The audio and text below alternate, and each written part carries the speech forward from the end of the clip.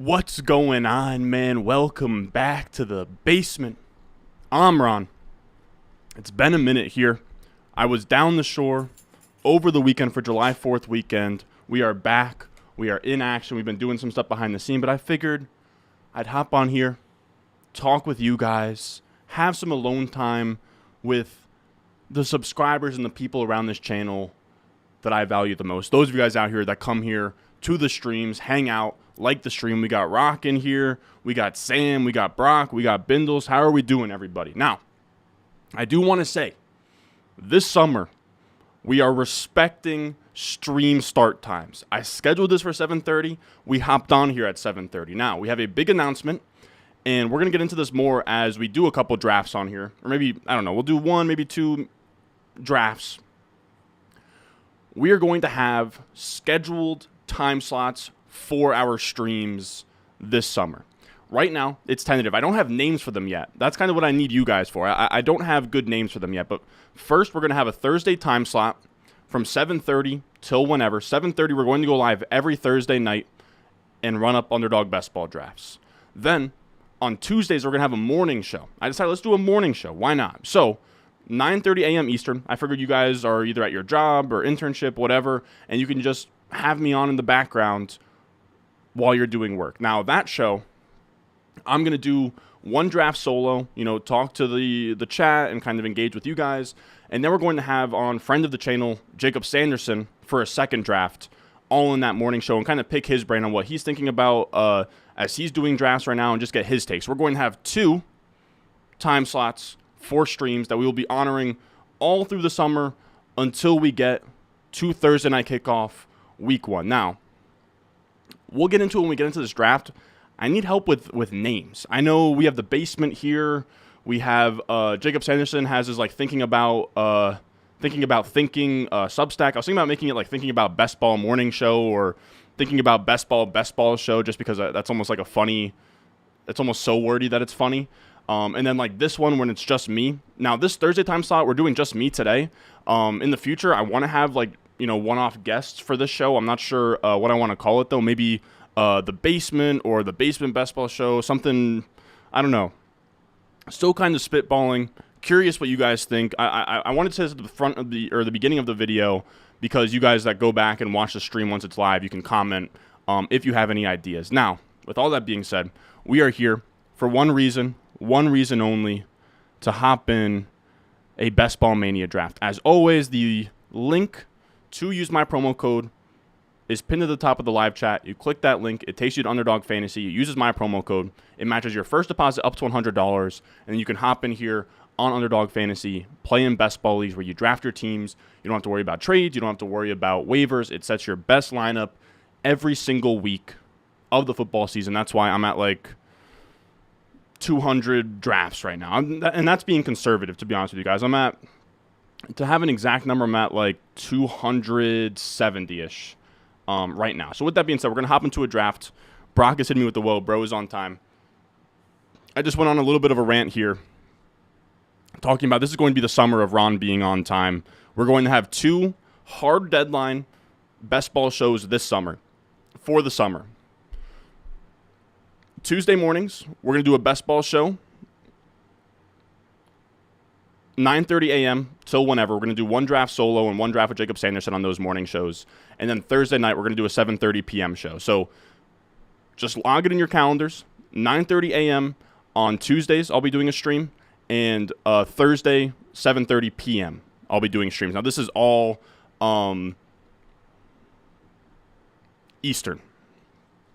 So I'll probably put that somewhere on YouTube and pin it and all that, but mark that in your calendars. That's when we'll be streaming. I want to have hard deadlines for you guys, so you guys know when to come around to the streams, and it's not just me spontaneously hopping on live when a lot of you guys aren't ready to watch me. So with all that being said, again, shout out Underdog Fantasy, promo code Ron. Let's hop into a draft. Why not? We're just gonna do a nice little casual BBM. So if anybody wants to hop in here with us, $25, 30 seconds, $3 million to first place. I believe the regular season prize is $1 million to first place. Lots of money flying around. I think we've done, I don't know how many we've done to this point yet. but probably somewhere in the 20s if I had to guess. Hold on. Probably somewhere in the 20s if I had to guess. But how's everybody doing? How's everybody's July 4th? What do we got going on here?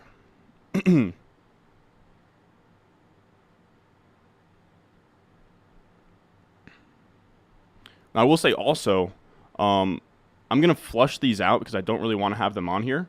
But on the Patreon, patreon.com/Ron Stewart, I dropped my top 150 redraft rankings for like best ball leagues or whatever.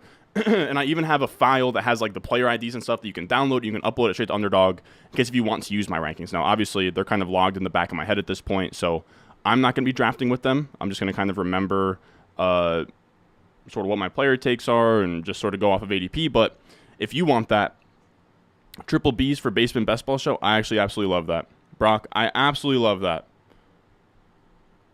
I absolutely love that, man. Yeah, no, Jacob loves ball. That's why I asked him to, or Jacob knows ball. I think I said he loves ball, but he knows ball for sure. That's why I asked him to come on, which I was surprised that he could do a morning show because I know that he's like a West Coast Canadian that's like a lawyer at this point. But as of right now, he said he's down to do that every week. So we'll see how it goes. I don't have a name for that one yet, but I do like the triple Bs of that, triple Bs for the Basement Best Ball Show. I like the triple B aspect of that.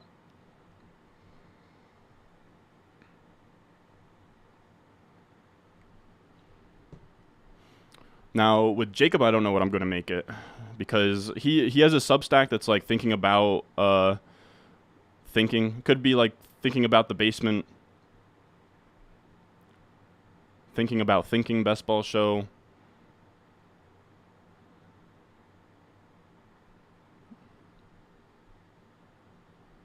Oh, you're right. Best ball breakfast is a Pete Overzet thing, which is already a triple B.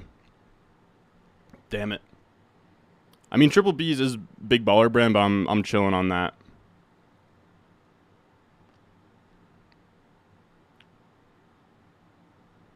What else we got in here? Yeah, let me know if any of you guys are in this draft. We have Jerry Curl 91 at the 101. Do I recognize anybody? You're saying you're the 106? Okay, so we got the 106. Is your favorite D-Gen one of you guys? Be very curious.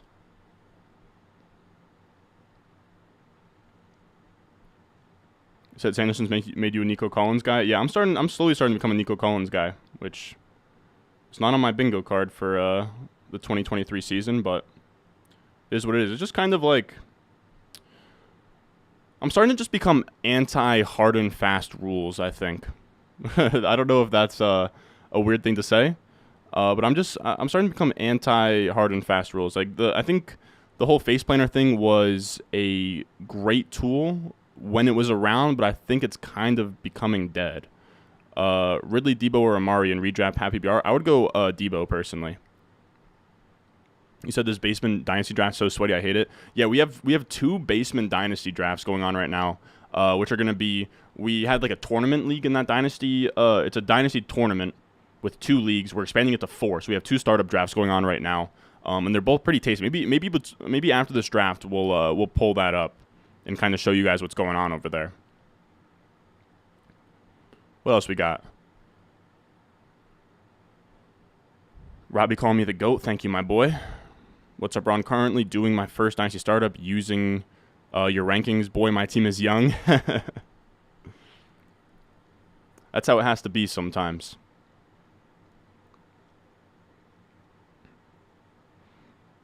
And I will say, I've been thinking long and hard about Kelsey these days, man. Like, where are we at on Kelsey, man? He's doing so much. Look, I hate to be the idiot in the room that sounds like an idiot, but after the Super Bowl win, he's doing so much like partying and press and tours, like, and that's fine. Like, enjoy your life, but God, like the guy's like 34, man.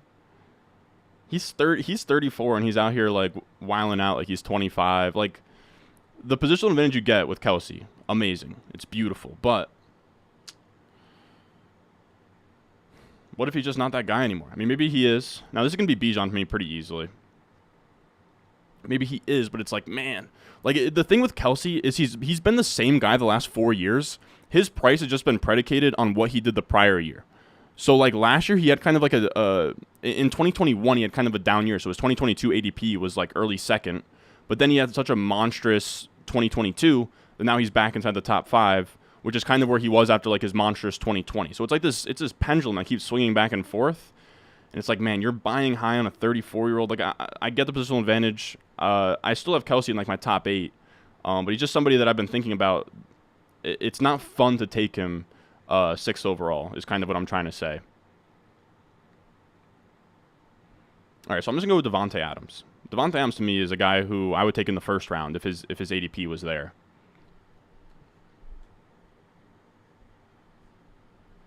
What do you think? What do we think? Who's your favorite rookie receiver to draft at Best Ball ADP? I actually made a video on that, but it's Quentin Johnston.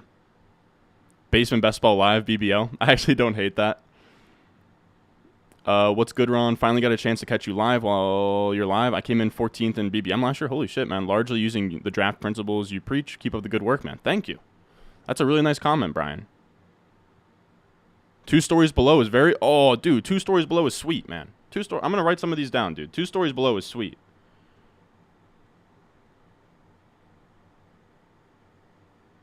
Or like below deck. Or maybe not below deck, but, you know.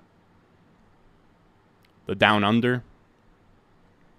These are good ideas. I just need spitball. Just spitball and I'll fine tune them when I can. Is really what it comes down to, fellas. Now, if you guys are like, what the hell is Ron talking about? During the summer, we're going to be streaming every Thursday night, 7:30 p.m. Eastern. We're going to be streaming every Tuesday morning, 9:30 a.m. Eastern. And I need names for the shows. I need names for what they're going to be. I don't have names yet, but today we're live at that 7:30 p.m. Time slot. Yeah, I kind of like BBL. It's like kind of dumb, but I like it.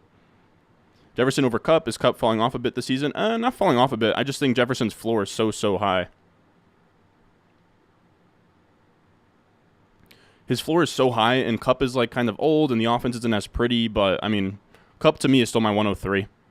What's good, Ron? Next month we finally get some preseason ball. Yeah, dude, it's gonna be really nice, and we start to get like I think we get like real camp starting up. You said you're currently in one of the basement drafts. Sweet.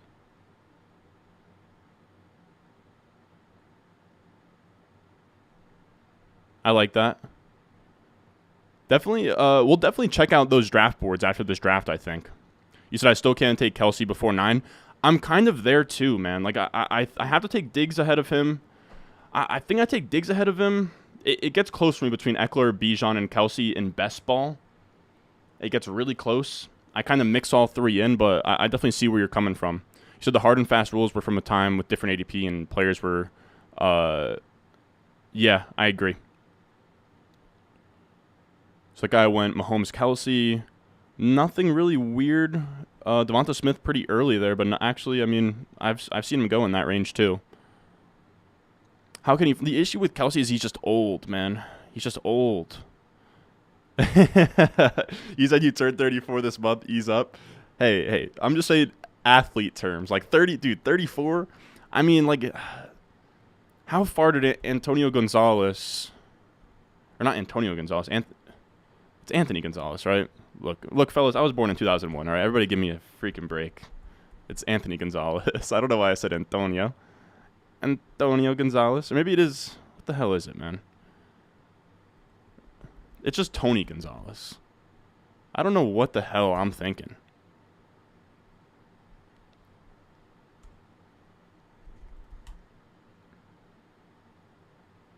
His real name is... Or his full name is Anthony, it seems.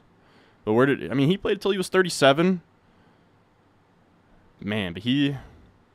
The thing that gets me about Tony Gonzalez, like, being, like, the greatest tight end of all time somehow is he's just a compiler, man. He's just a compiler. I mean, all right. Let me actually chill on that. But he literally only has 4 seasons over 1,000 receiving yards. But you can say it was at, like, a different time when, like, tight ends just weren't used that much. So I could see it. You think he slowly declines? It's just, I don't know. I mean, maybe he does slowly decline. Question came up on your previous streams at the 107 with a chalk start. Why do you prefer Diggs over zagging at RB with Eckler or Bijan when you aren't that high on Diggs? Really the main reason to take Diggs, I think, at 6 is just give me, as much as Diggs, like Diggs isn't really that sexy, but, you know, give me the number one option connected to Josh Allen. And Josh Allen's been slipping, right? So he goes 28 here, but it's conceivable that he could have fell here, or I've been taking Diggs at 6. But the idea is to, you know, take Diggs, catch whatever falling value in round 2 like Jonathan Taylor, and then take Josh Allen. Like I've started a lot of drafts, and I have a bunch of Pomeranian slows going where Diggs 6, JT, Allen, and I think that's like a beautiful way to start a draft. The thing with Kelsey is even if he doesn't fall off a cliff, let's chill with the fall off a cliff. What if he takes a step back and just like, you know, he goes from like a guy that can be like 18 points per game to like just like 14, 15 points per game. You know what I mean? Because then at that point you're getting like Andrews level production that you just spent like the 6th overall pick on. You know, that's what scares me, is you need him to really make a difference there. Man, I have one guy on the board that I would really, really like, that I'm hoping SF Favorito can just chill. Oh, and he takes Debo. Give me Lamar then. I'll just take Lamar there. Doesn't feel great. I'll be honest with you guys. It does not feel great.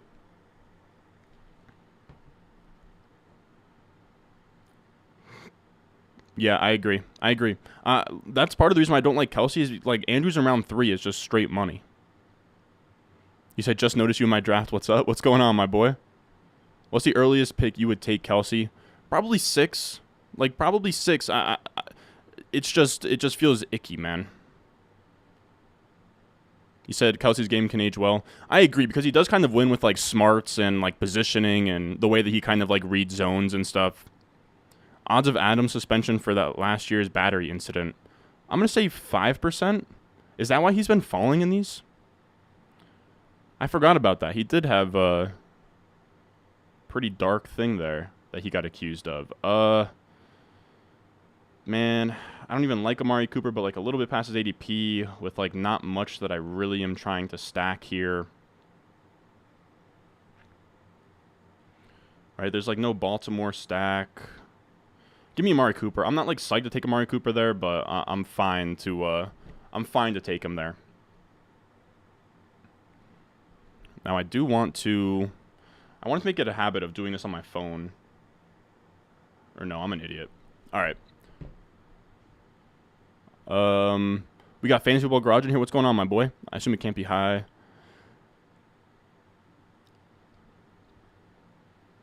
Yeah, I agree. I'd say he doesn't get suspended, but it is definitely a possibility. If you don't play FIFA anymore, you said, I don't play FIFA anymore, but just packed, if I don't play FIFA anymore, but I just packed Virgil van Dijk worth 5.5 mil, is it still a W? Yeah. Titans go hard in their later seasons sometimes. That's true. The down-under drafts. We got Genji in here. What's going on, my boy? What about B18, like in an elevator for basement level? Oh, I kind of love that, dude. Oh, my goodness. I kind of love that. You said B18. Dude, I don't know how to say your name, Jousts, but you're on a heater right now, my boy. B18. And graphically, that'd be very easy, just like a elevator button that says B18. Ron, you got Ayuk or a 24 first and Mechie in Dynasty. Probably Mechie in a 24 first, man. So damn, Ron, grow up, bro. What do you mean, grow up? Oh, everybody's telling me Tony. Why am I such an idiot? I keep saying Antonio. Oh, yeah, Antonio Gates and Tony Gonzalez mixed up. Yeah, that's exactly what happened there. Look, I was on vacation. I was down the shore for the 4th of July. My mind wasn't on football. And we come back and I'm slow. And I'm not throwing my fastball. And I'm not in here, you know, spitting my best stuff. Not coming in here on the top of my game for the people in this stream. It won't happen again. Antonio Gonzalez. I'm such an idiot, man.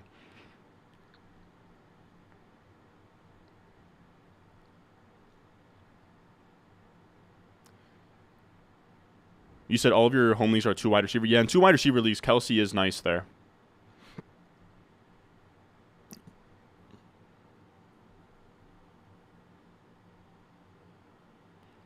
Ron Olive, 20 years old, talking about Anthony Gonzalez as a compiler. Are you still the go? Dude, he was kind of a compiler, dude. If you look at the game, dude, 4 seasons over 1,000 receiving yards. But I do, like, if you era adjust it, it's probably not that bad, but it's like, goddamn. It's like, that's your GOAT? 4 seasons over 1,000 receiving yards? 3 seasons over 10-plus touchdowns? Like, give me Kelsey and Gronk over Tony Gonzalez, bro. Sue me. Sue me. That is true. As long as they don't have, like, a Hopkins or, they don't, bring anybody big, then I kind of do agree. You said those Adams charges got dropped? Honestly,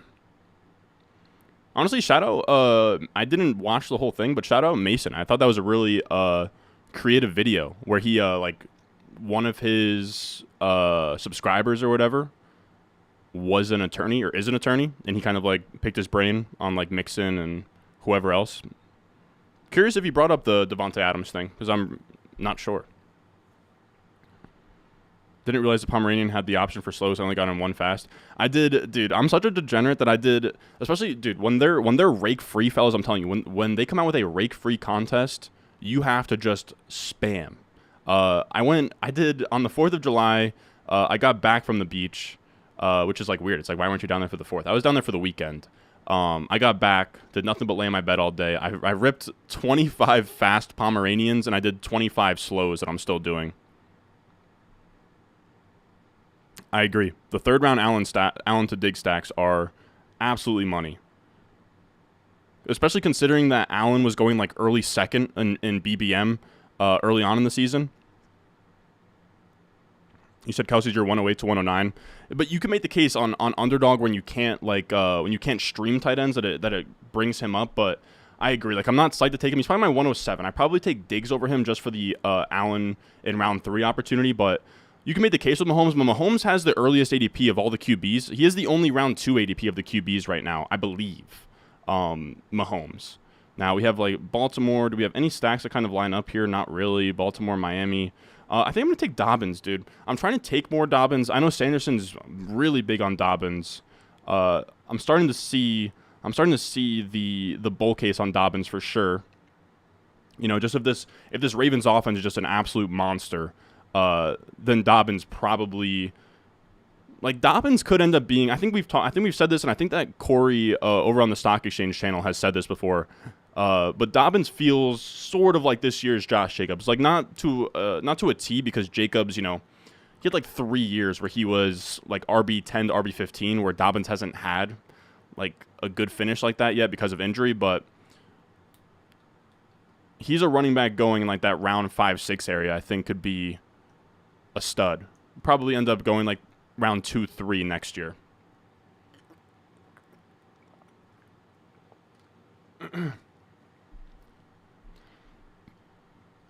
I mean, dude, the Pomeranian's $3. We're talking. I mean, yeah, that's $150 is a lot. But damn, Kyle, you did miss a Pomeranian. You did. Let's see.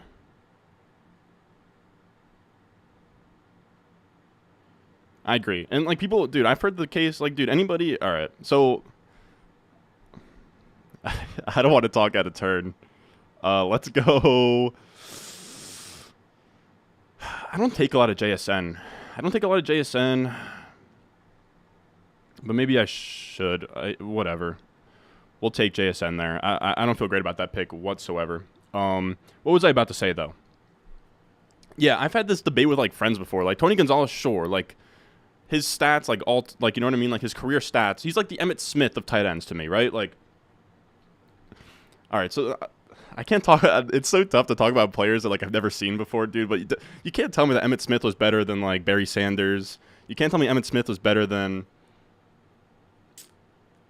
LaDainian Tomlinson. Maybe he was. I don't know. I think LaDainian Tomlinson was probably better. I think Adrian Peterson was probably better. I think I'm a little biased, though. I'm talking my ass here. Let me chill on all of this. But give me Gronk's prime over Tony Gonzalez's prime is all I'm trying to say here. How do you like Hawkinson in the late 4th, early 5th? I kind of hate it. I hate it, man. I don't see that big of a gap from Hawkinson to Kittle and Pitts. I just don't. Do you ever see yourself moving out of the basement? If so, what would your intro be? It's actually funny. I was talking with a friend today, man. Like, I'm going to be straight up with you guys. Like, if this season goes well again, I think, like, ideally, I probably move out after the season. Like, if this season goes well and, you know, the Patron and the Underdog and everything goes well, I will say my Underdog contract is up after the season. I mean, the plan is to renew with them, so we'll see.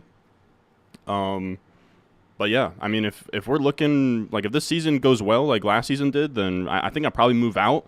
The plan would be that wherever I move out to, if I like get a house or something, or you know move into an apartment, hopefully there would be a basement there. If not, then I really don't know.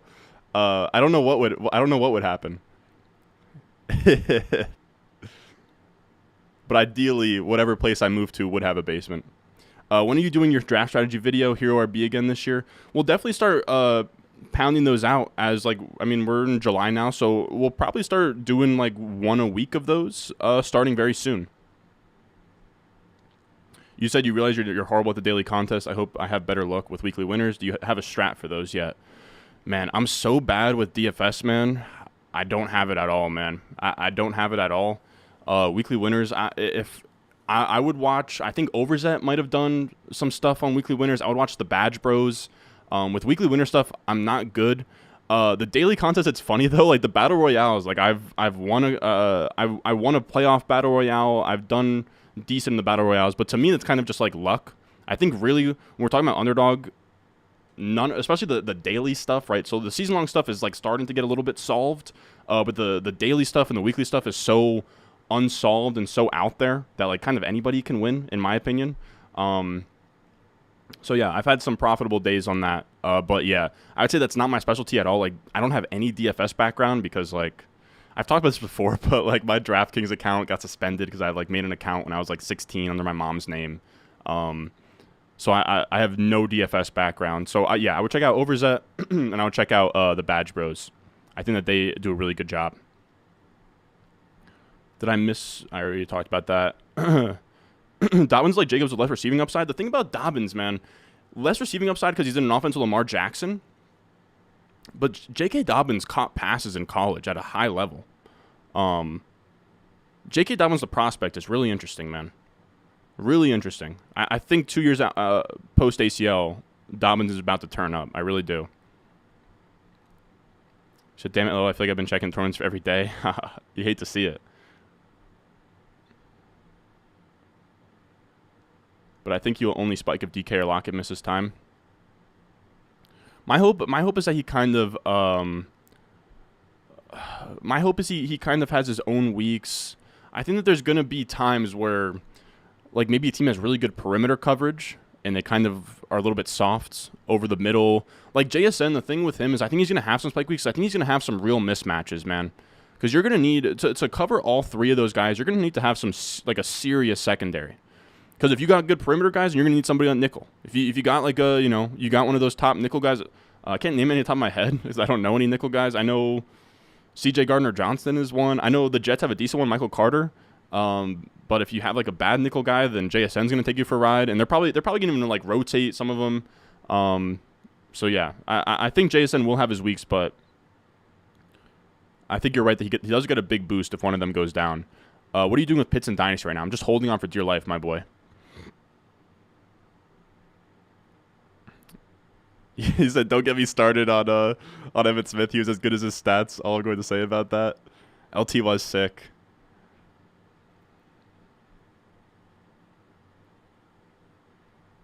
All right, let's see what we have on the board here. Man, so there's no ADP values falling to us. We're gonna take Bateman just to get that stack with Lamar here, and then we'll maybe. I don't really want any of these running backs. I don't really want any of these running backs, to be honest. We've already taken two. We kind of had to just keep stacking our guap. Oh, man. I kind of wish I took Elijah Moore and then just took one of Bateman or Flowers here. I think I screwed that up, fellas. Like, you have to be thinking at the turn here, and I screwed this up. We had two stacking options to Lamar in Zay Flowers and Bateman, so I could have just let that fall to here and then taken Elijah Moore here, because I think that there's a pretty big tier gap between Elijah Moore and, like, Flowers, Thomas, Sutton, etc. So we'll see. if he makes it back to us. If not, we'll probably go with a running back. We could always go Watson and just get a stack to Amari Cooper, but I'm not. I mean, with Lamar, I don't think you need to take quarterback that high. I don't really want our third running back right now. I don't know. Let's see. Your favorite D-Gen, what are you doing here?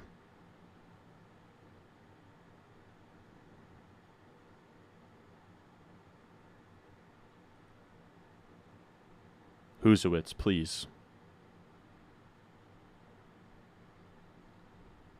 Helping Ron get out of the trenches. It's awesome that you're doing well then. Yeah, thank you, man. It's crazy, man. It's crazy. Like we dude, the first like 2.5 years we were not making any profit, but I would say the growth we saw last summer and just since last summer we've been doing all right. We've been doing all right. Just cap and say it's a basement. That's what I'm saying. Well, I'll have like a green screen behind me, and it'll still be this exact same backdrop. I'll just be at a new location. I've already actually moved out. This is all just a green screen. I actually so spoiler, we're going to film Crazy Ambassador, the intro, probably tomorrow or Saturday, and I actually bought a green screen for it. So that's going to be fun. Do you think Hero RB would be a good strategy for a casual redraft this year? I do. I do, but I think it's going to be a little bit different this year. I'd almost rather do a not deconstructed Hero RB, but like a modified Hero RB where I almost think you're better off this year in this landscape taking the elite wide receivers first and then taking those running backs in rounds 2 and 3. I will say that why I have held off a little bit with those draft strategy videos is because those draft strategy videos are supposed to be for home leagues, and it's tough. I mean, like, Underdog's ADP is so good and everything that we don't really have home league ADP. I'll probably end up using like the high stakes ADP, but those don't really start rolling until like mid-July. But I want to form those draft strategy videos more geared towards redraft managed leagues. Now, we'll also definitely get into those high stakes leagues again and do those streams kind of spontaneously. But yeah, definitely something to look out for. Those are going to be geared towards redraft managed, but it's just a matter of time for those like ADPs to come out and things to be, good to go. But I think Hero RB would be a good strategy for casual redraft. I just have to see how ADP shakes out. How do you feel about Ridley in Dynasty? You feel like things could look rough next year if he doesn't perform? Free agent next year and will be 29 years old. Kirk over Ridley in Dynasty. I'll take Ridley over Kirk just because I think the ceiling is higher. Like, we've seen him be like a borderline top 5 receiver. The thing with Ridley is you're right. Like, it could all fall down, but he could also just return to being himself this year, average like 17, 18 points per game, and kind of like sneak into like that, top 18 dynasty wide receiver. The thing with Ridley is I think it's kind of over for him in terms of like gaining a ton of value, but I think he can be somebody that provides you with a lot of points. Would probably take Kittle over Gonzalez too. I don't even hate that. I was about to say that myself, but I couldn't. I've been talking out of turn about players I've never watched before, so I wanted to chill on all that. How do you feel about round 1-2 turn wide receivers? I feel a little underexposed to Wilson, St. Brown, and Lamb, but I always struggle to justify any of them over Adams at their price. I'm kind of in the same boat as you, man. I like Devonta Adams over most of those guys. I only take Lamb if AJ Brown, Bijan, Eckler are gone. I'll take him at 11 sometimes, just because you can get Devonta to fall back to you.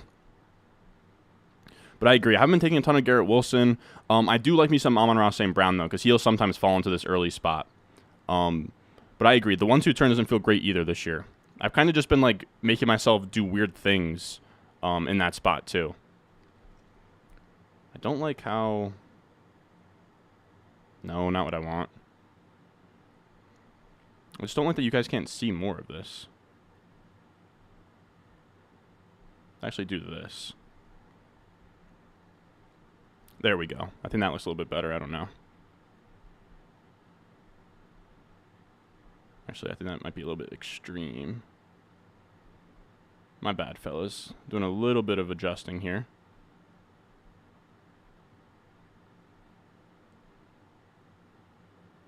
And what does it look like when we exit out of this?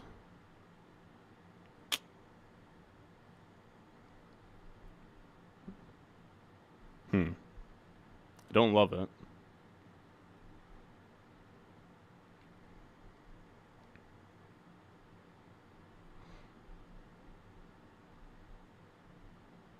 This is the part of the show where I just start to get way too fixated on what the screen looks like when it doesn't really matter at all.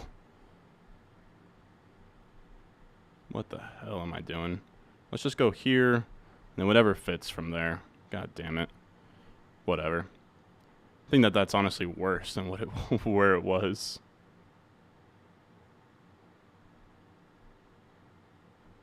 Whatever. All right. So now it's time to make our pick. You guys can kind of see what the team's looking like over here. So we have a pick to make at 106.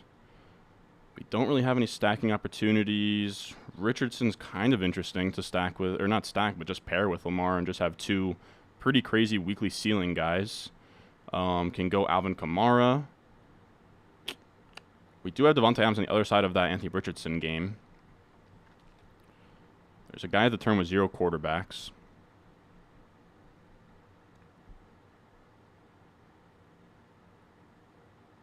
We're going to go Kamara. We're going to go Kamara and see what comes back to us. I've been taking a little bit more of Kamara, man. I've been taking a little bit more of Kamara. The upside is just kind of unmatched with Kamara.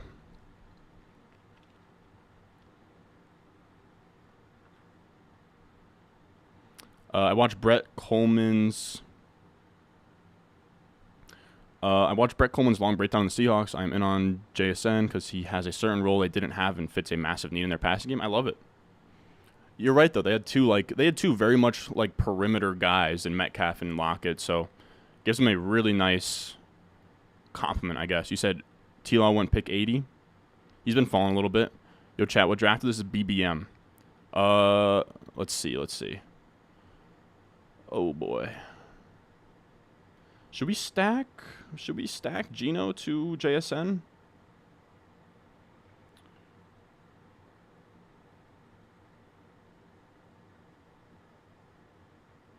Let's do it. Let's stack Geno to JSN. We're done at quarterback now. The question becomes, so like Ravens, we'll definitely be looking at Isaiah Likely later on. We'll be looking at Noah Fant later on, and this is definitely going to be like a 3 to 4 tight end build. Probably 3, but always on to keep the option open for more than that. So I can't really say all of it in the comments, but KSN's the key to them having a true 3-level passing attack. Yeah, I agree. I do like what the Seahawks did in terms of just like, just making, just making it so Geno can't fail, essentially. What's the deal y'all would take for CD? I have 3 offers for him currently. Probably about 2.5 to 3 firsts. You could just build yourself a bunker at your new place. I'll just start drilling and make my own basement.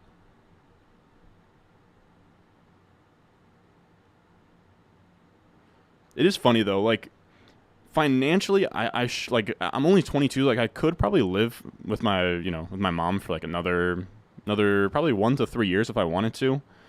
Just gotta be honest with you, just as like a guy who didn't go to college and like I've never lived on my own, like I kind of just want to get out and like spread my wings a little bit. And that sounds like pretty cringy to say, but I kind of do just want to do just have my own spot, my own thing. Get out of my hometown where I run into people from my high school all the time. Like, just feels like I'm outgrowing it a little bit. I don't know.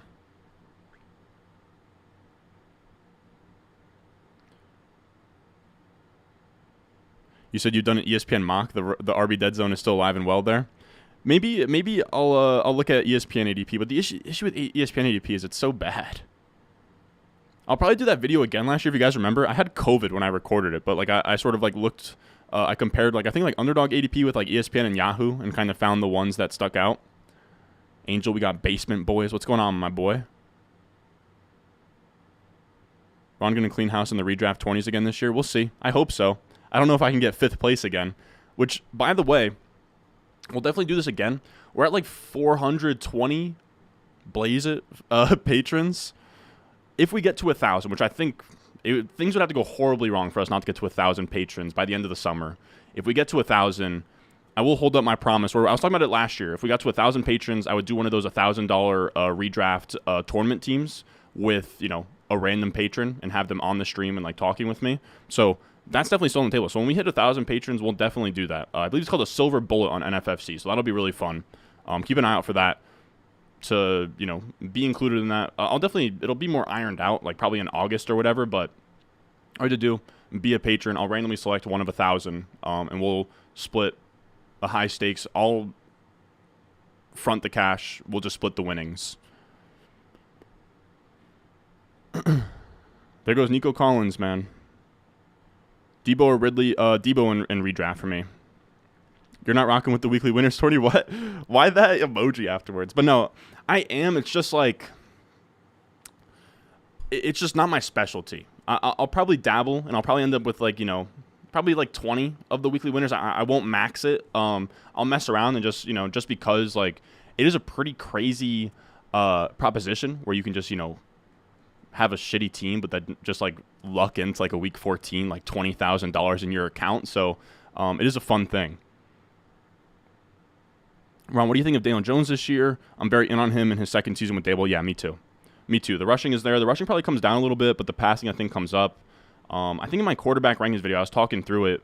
But if his rushing stayed the same and he just had the same passing numbers as he had as a rookie, he would have been like a top 8 quarter. He would have averaged like over 20 points per game. Now, obviously, you're kind of like Frankensteining, sections of a guy's stat line, but still kind of holds water.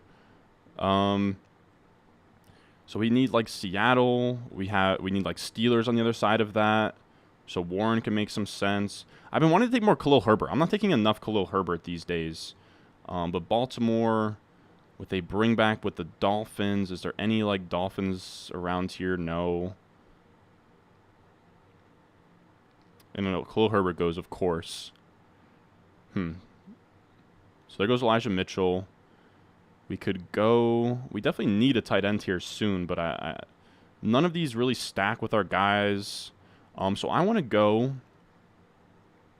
Let's go Jalen Warren. We'll get a running back on the other side of our Seattle stack. I think that's a fun thing to do. So we have like a little Seattle Pittsburgh game stack. We have Baltimore. We don't have any bringbacks from Miami, but there just isn't really any around. Trying to think through other kind of like correlations we have going on. We have like Cleveland Jets, but we don't need a quarterback. Man, I would have loved Dolchich. Gallup, Mooney, Mingo. So there goes Okonkwo. I'm good on Kincaid, to be real. I want another wide receiver. Dallas, does like anything stack with what we have right now? Carolina, do we have any Jaguars? Rams. Let's just go Mingo. I'm down to just bet on a rookie wide receiver. I don't even really like Mingo, but why not bet on a second round wide receiver, top 40 draft capital in like the 12th round? Like that's a bet I'm pretty much fine to make. You said, what young receiver do you think can reach the Jefferson Chase tier in Dynasty? I think it's Garrett Wilson, and I think it's JSN. I think those are the only guys that in like 365 days could find themselves there. I think those are the only two names. I think Garrett Wilson and JSN. You could maybe the issue. You could throw Olave and London in there if you'd like to. I don't think so though. I think CeeDee Lamb is getting and I know it's crazy to say this, but I think he's getting too old to be in that like untouchable because we're talking about wide receivers that can go in the first round of a dynasty startup. I know CeeDee Lamb can sometimes flirt with that, but is Sky Moore in a second enough for Carr? I think so. I feel like there has to be an auto profit opportunity by drafting on different sites. What, like, no, 100%. 100%. That is the play. I think if you don't have the means to, like, go in Boober lobbies, but you don't have the means to go into, like, Boomer lobbies and, draft on NFFC or FFPC or whatever, I think, like, $50 Yahoo leagues or, like, $50 ESPN leagues where you're just kind of manipulating the ADP is a pretty good racket. I've talked about this before, but back in the day, like, I used to manage people's teams for them. And like I had a service on Fiverr where I would draft your team. Like the premium version was I would draft your team and manage it for you. But like just drafting on ESPN in these work leagues, I would just take these people's lunch money. Yeah, sleeper ADP is a good idea. Sleeper ADP is a good idea. Because again, for those videos, I do want to capture your redraft managed home leagues. Now, if you're looking for an underdog strategy video, though, and not a redraft managed league video, I just came out with one of those very, very recently. You said 12 teams, Superflex start 10, PPR, Dynasty. My wide receivers are Lamb, London, JSN, Addison, QJ. Would you trade London? What would you want to get for him? No, I honestly love having a really stacked wide receiver room, man.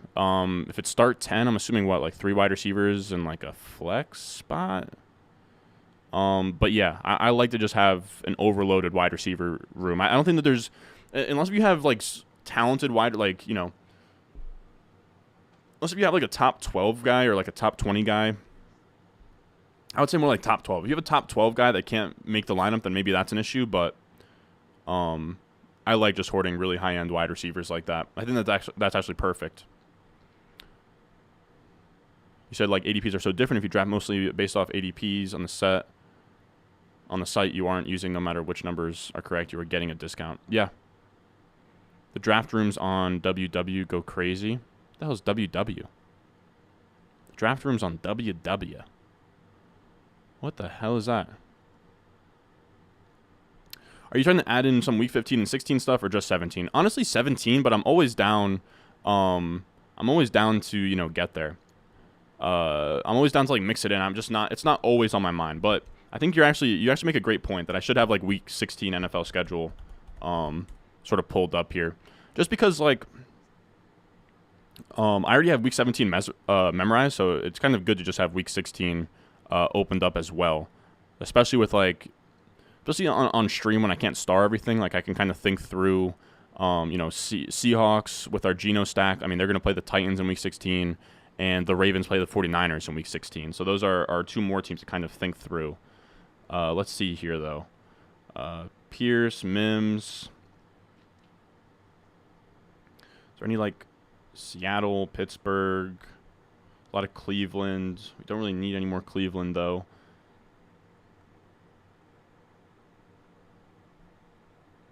Seattle, Pittsburgh, Baltimore, Miami. Nothing really standing out.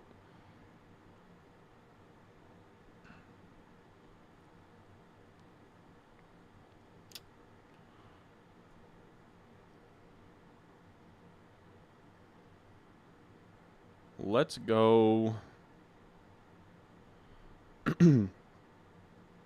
Let's go Taysom Hill. We'll go Taysom Hill. Taysom Hill in 3 tight end builds just feels like the move. It just feels like the play. You said the guy that can reach Jefferson Chase is Marvin Harrison Jr.? I think so, but I don't know. I don't know if he, maybe, we'll see.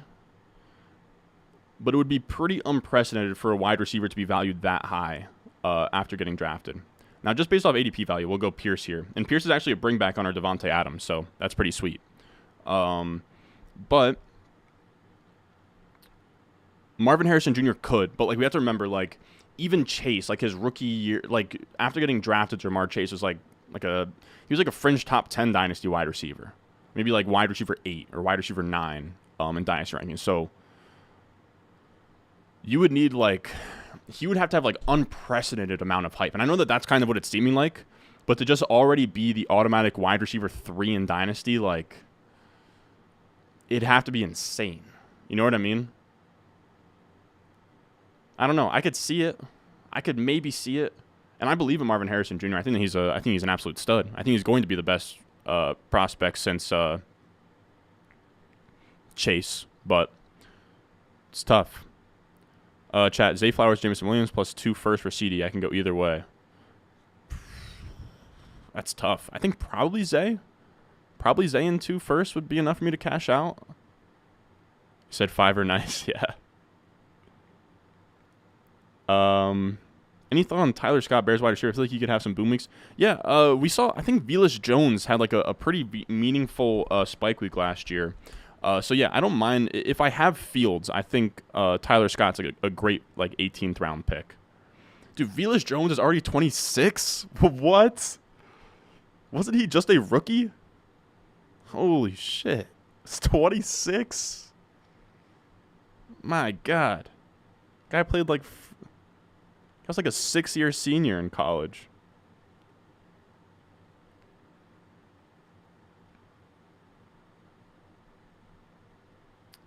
Am I being an idiot? I could have sworn he had like a spike week last year, Velus Jones, but that's not really the point. But yeah.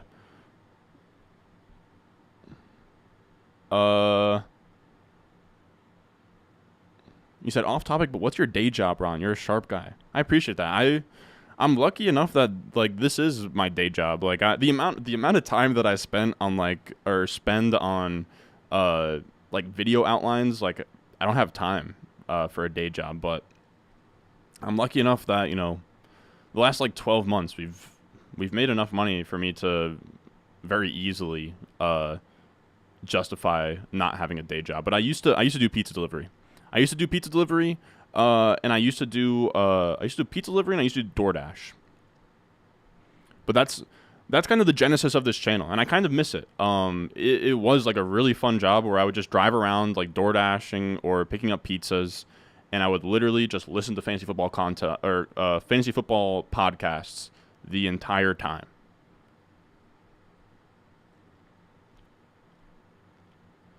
Only got 23 likes on this. Get the likes up, fellas. Get the likes up for the boy. We're out here. We're pumping out content. We're going to do 2 drafts tonight. But can we get the likes up?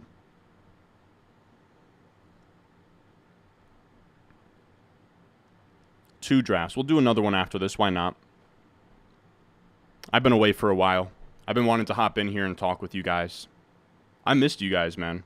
I missed you guys. I missed Winnie, man. My dog is Winnie. I missed Winnie when I was down the shore, man.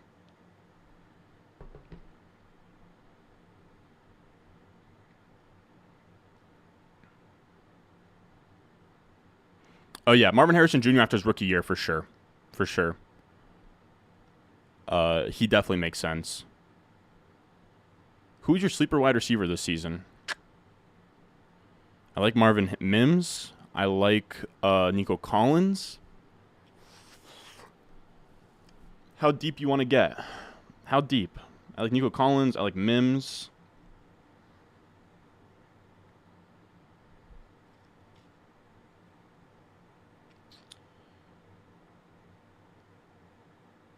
Man, somebody took Quez Watkins at 160. He must have Hurts and put it on auto draft. Nope, that's not what happened. Oh, he had AJ Brown and probably. I mean, I've been there. He probably had AJ Brown start a bunch of Eagles and got the shitty end of the stick, man. I've been there. I really have.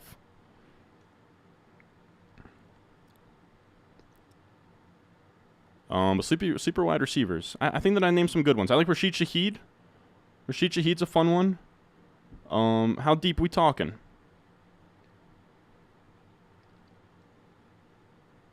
You said I hate doing MLB Underdog daily drafts every day. I find a new way to get screwed. You said Velus was with MPJ at USC. My God, dude. So Marvin Harrison Jr. projected second overall. I think that he's going to go that high.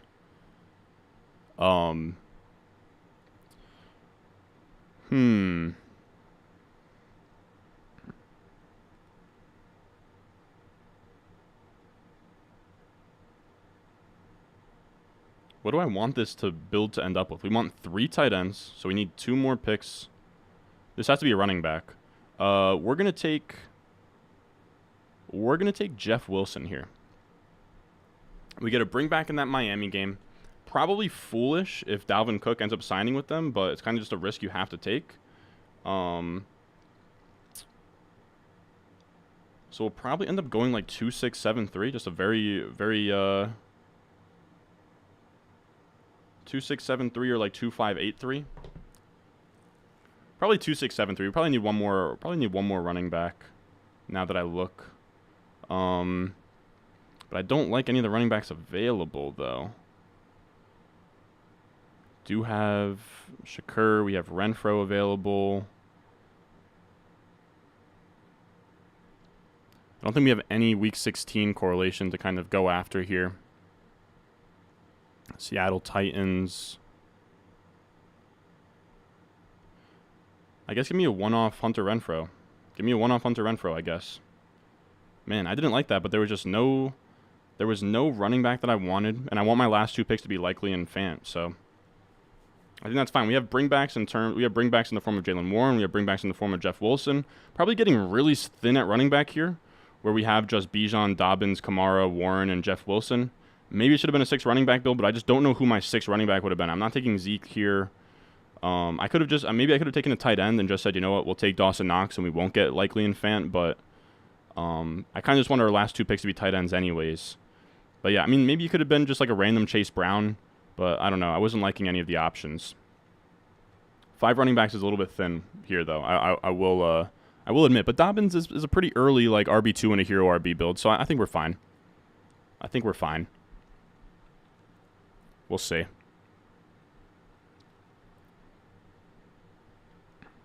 What else we got in here?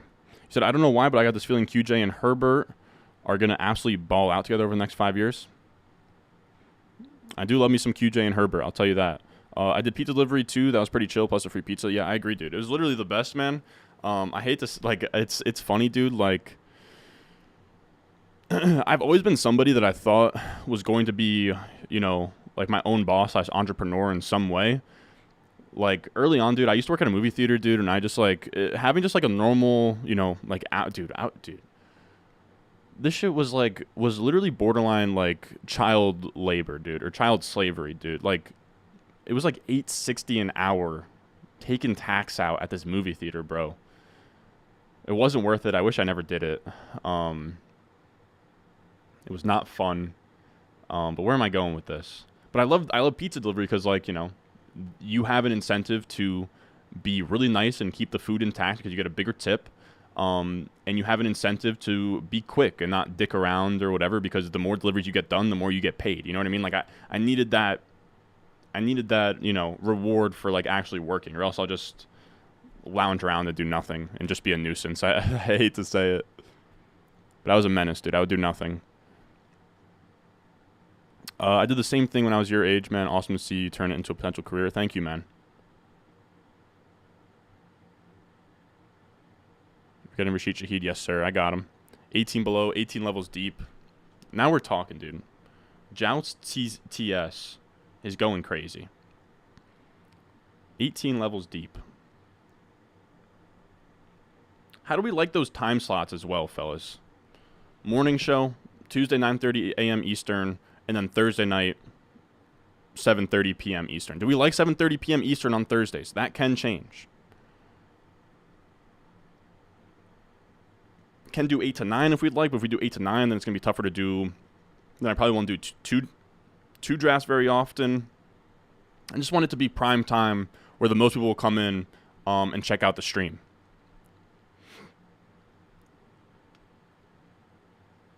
Colton Dowell. Am I an idiot, or is Colton Dowell like a USA soccer player? I am an idiot. Colton Dowell. Titans wide receiver, huh?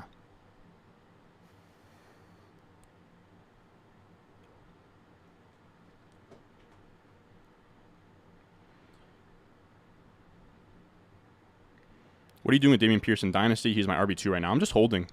I kind of like Dameon Pierce in Dynasty. I'm coming around with the idea, or on the idea, that Dameon Pierce can catch passes.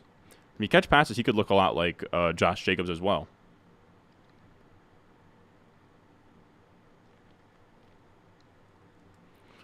I will say I'm going to have a hard time. I got to be honest. If we get to this pick and Tyler Conklin is still there, I'm going to go Tyler Conklin. I don't know that he gets past this guy, though. I don't know that he gets past SF Favorito or whatever the heck this guy's name is. S Favorito. Let me get Conklin, my boy.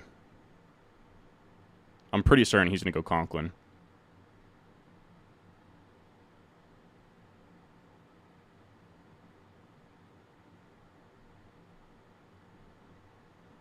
What's it going to be?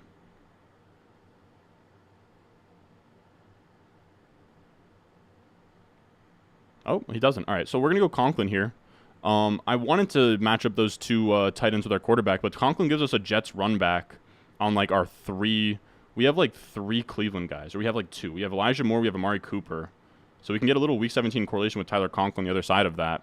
And And we didn't really need Isaiah Likely. We already have Lamar to Dobbins and to Bateman, so we don't really need a Ravens tight end. So assuming that one of these guys doesn't take Noah Fant, we'll just take Fant here as our 18th pick.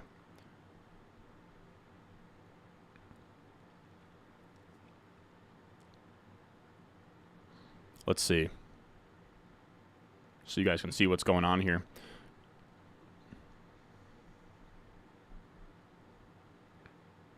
Huzowitz, what do we got, buddy? I'd really like to get Noah Fant here. What do we got, Huzowitz? Jelani Woods. All right, so Noah Fant. I actually love this team. So this is, let me actually get the team a little bit more in frame here. Here's a team. I kind of love it, to be real. But we have like Lamar and Geno, and those are both stacked to Bateman and Dobbins. And then we do have a bring back with Miami in the form of Jeff Wilson. So we have a Week 17 correlation. We have Baltimore correlation. And then we also have Geno to JSN and Noah Fant with a Pittsburgh bring back in the form of Jaylen Warren. And then we also have some Cleveland where we have like Amari and Elijah Moore with a Jets bring back in the form of Tyler Conklin. So a lot of correlation. Nice little team. 2-5-8-3. I think is one of those ones where, yeah, that's one of those ones from TJ Hernandez's roster construction thing where all 3 years it's been a build that's performed above expectations. So with that being said, let's hop into the second one. Now, should I show you guys the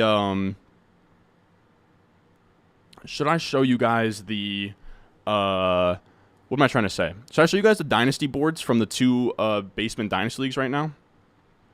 Just to change things up for a second, then we'll hop back into another one. Because I think these are kind of interesting to look at.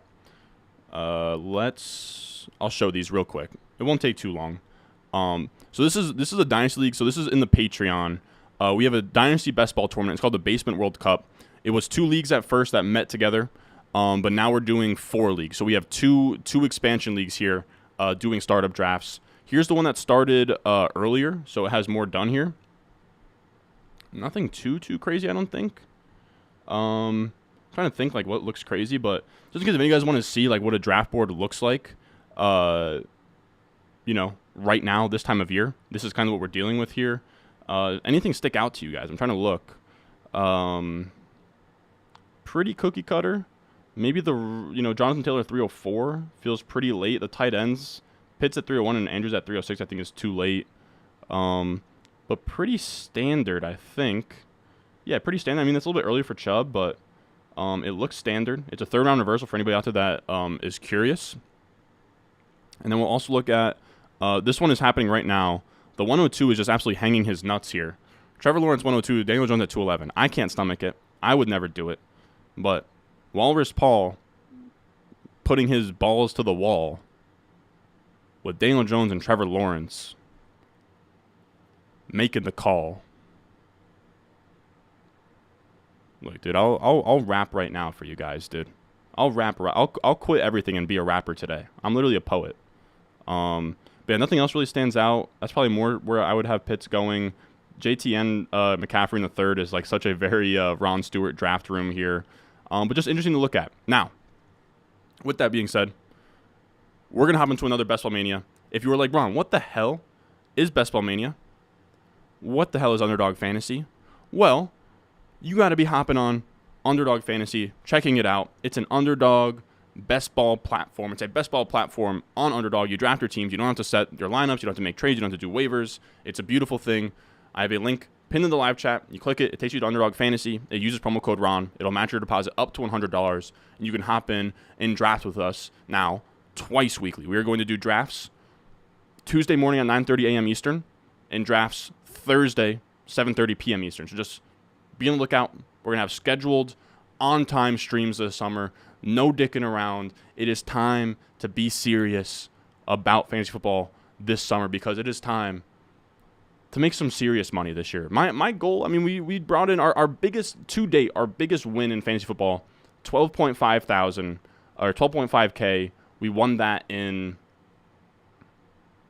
the NFFC Online Championship. The goal this year I want a big one. I want a 25K win or more. So that's the goal. We're coming in here. We're serious. People want me to do the Mastiff, dude. I don't think the Mastiff's gonna fill. I mean, I'll do the I can't do the Mastiff, dude. I don't have the. I'd love to do the Mastiff. Look, I would love to do the Mastiff, but I would have to hype it up the right way. Like the title would have to be like $1,000 draft, and it'd have to be this big thing.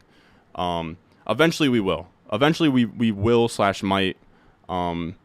Just big trust on that. Just big trust on that, please.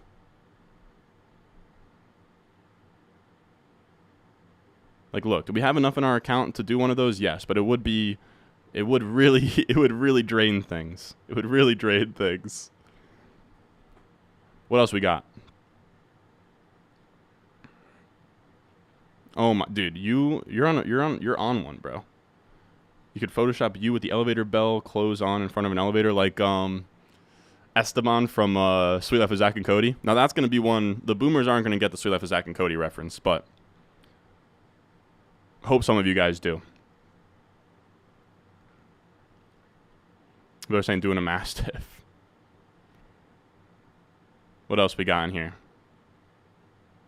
I agree. The guy who took Trevor Lawrence at 102 and the guy who took Daniel Jones at 211, I would have just traded back.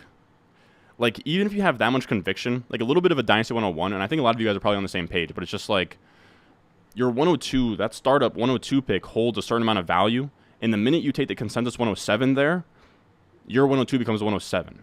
Like, you, in a perfect world, you take Josh Allen there, and then you approach the Trevor Lawrence owner, and you try and get like a first on top of Trevor Lawrence for Josh Allen, and you make a little bit of a profit there, because when you just sit in the pocket and pick him at 102, you're doing yourself kind of a disservice, man. Man, we're at the 6th spot. My, like, borderline least favorite spot to draft. I mean, I draft out of it the same way every time. It's not super fun, but it is what it is. How's everybody doing on this fine Thursday night, though? Thursday evening. Is everybody in a good mood? Everybody happy? What do you guys got going on? Is everybody doing all right at home, in school, at work? Let me know. Air out any grievances in the chat. Sound off in the comments.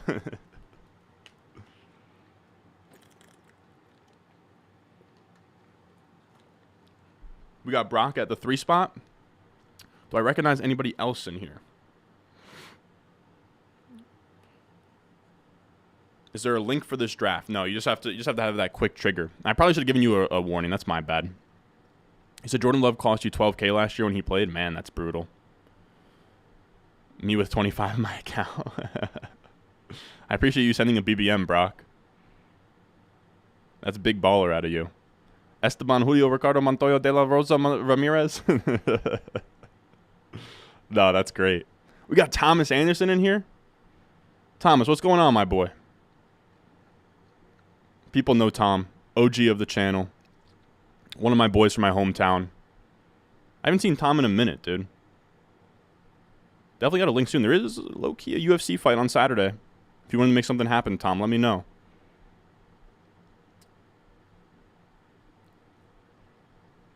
Sweet Life was fire? Yeah, dude, Sweet Life was sweet, bro. Damn, so that's the issue, man. That's the top 5. And then you're sat here at 106 where you're looking at Kelsey, you're looking at Diggs, you're looking at Eckler. Bijan and A.J. Brown. Let's take Diggs. We'll take Diggs and hope that Allen falls to us in the 3rd. I hate doing that every time. It's never fun, dude. It is never fun. You said 104 to 106 all red badges? Hey, man. Dude, 104 to 108 all red badges, too. The Red Badge Brigade, my boy.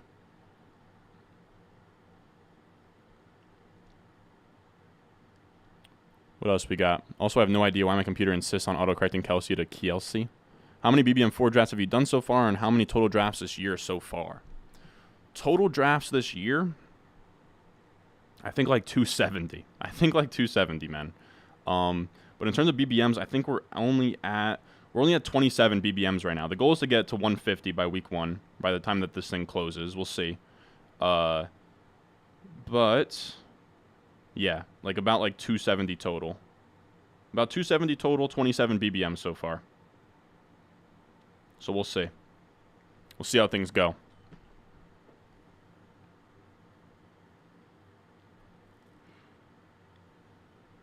So let's link soon. Yes, sir. Yes, sir. Ron, can you show us your favorite team you've drafted so far? I think it would be tough to. I think it would be tough to sort of like sift through and find it. Wow, Bijan at 15. That's a fall. Wait, what the hell is going on here? This guy went Mahomes, Josh Allen at the 1-2. Well, there goes my digs to Josh Allen. I got to be honest, there's like a semi chance that this gets canceled. Like this drafter might just get canceled. I don't know what to think. I don't know what is going on here. Mahomes, Allen. We got Bijan falling to 15.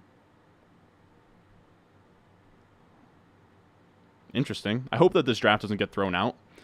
I don't take a lot of Chubb, so I guess we'll just take Chubb here. 15th ADP, getting him at 19, stacking him or pairing him with Diggs. I don't know. Not crazy about it, but yeah, Team 12. I really don't know. I really don't know what he's up to here. I don't know what Team 12 is up to. He's looking like my boy Tom in our home league. Winning the BBM to buy my bitch a BBL, bro. If I win the BBM, I'll tattoo. I will tattoo this comment right here on me. Maybe right on my ass. Winning the BBM to buy my bitch a BBL. That is pretty funny.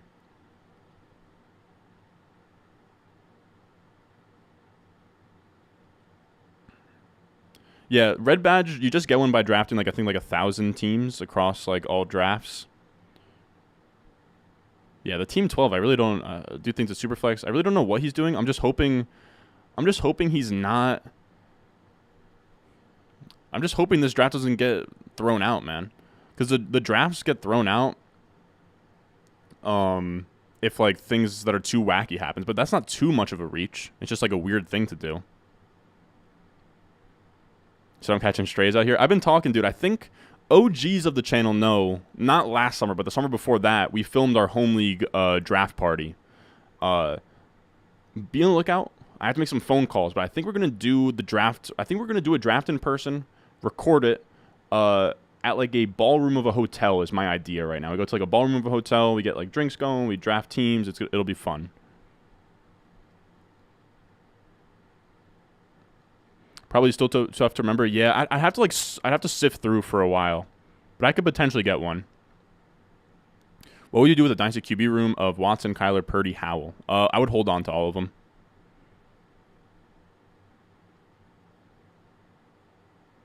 You said you had a guy go 4 QBs round. Oh, we're on the clock. We're on the clock. We can't take Allen. Dude, you guys are going to see me. Dude, we're going high testosterone today. We're going high testosterone. Don't screenshot. Don't show the Twitter bros. But we're going Chubb and Derrick Henry round 2, 3. Now, like, this is how I would do double hero RB. You take one of the elite guys up top, and you take Chubb Henry. I don't even like Henry, but that was Henry like 6 picks past his ADP. I'll take Derrick Henry there, especially with that like the Titans playing the Texans like twice down the stretch.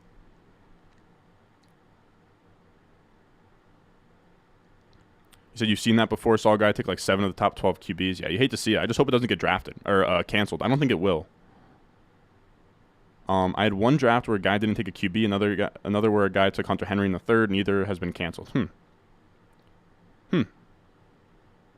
So the guy at 12 needs his badge revoked. I mean, it's a white badge, so I guess it's not. I guess he's not the true pro yet.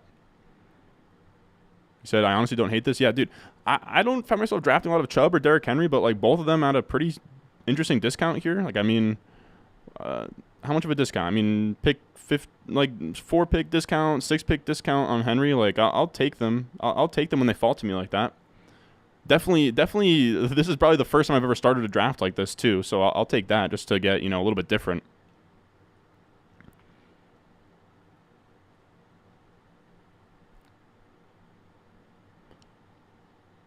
You said team at 101 had a nice start. Oh, yeah, dude. Devonta Smith hurts at the turn is rare.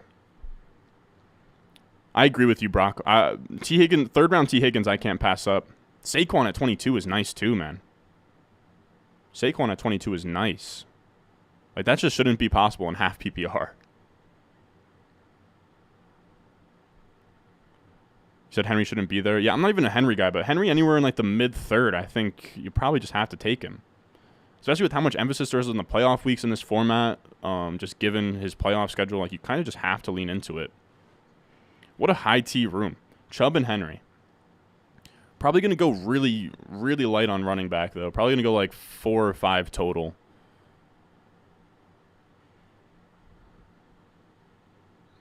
You said should be a unique build as Chubb and Henry normally go on the opposite sides of the board. Yeah. That's actually a good point. Oh, my bad. Yeah, Keenan Allen, Judy, Najee Harris, and Jahmyr Gibbs go at the turn there.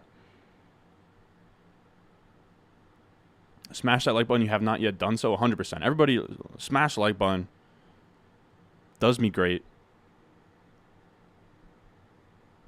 Does big things for the channel. So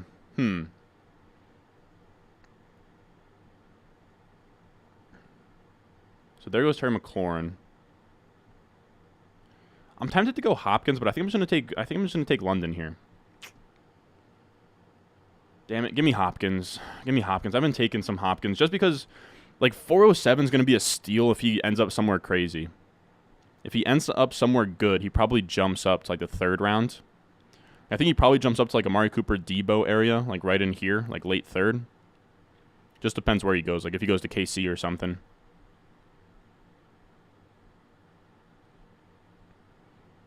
You said Rams-Giants Week 17 correlation? Yep. 100%. If Henry stays healthy, it's a great pick. Yeah, that's what it's going to come down to when you have a, such an old running back. I also never told my family that I was streaming just now. I don't need anybody coming down here, so I'm going to let them know that I'm streaming.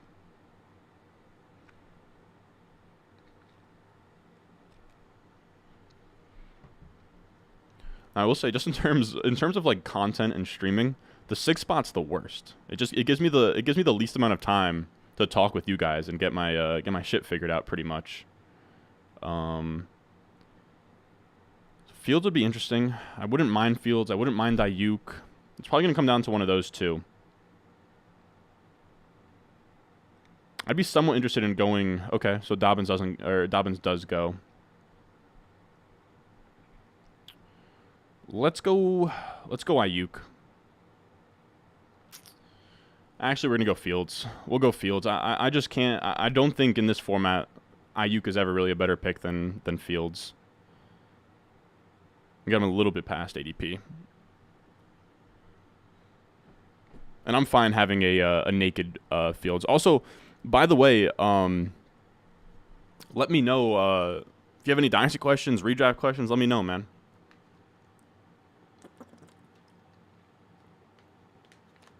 Redraft questions, trade questions, Dynasty questions. I'm down to hear it all. You guys got me for like the next 12 rounds.